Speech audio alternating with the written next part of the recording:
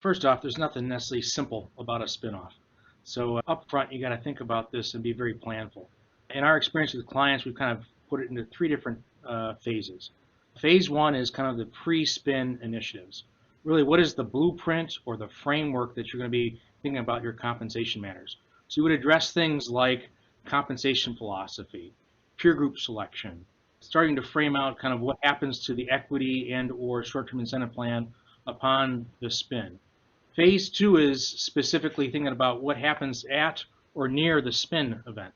So these are more formalization of the forward-going programs, the annual incentive plan, the long-term incentive plan design. Is there a need for a special spin-related equity award?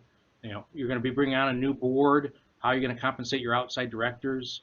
The formal compensation programs for the forward-looking team.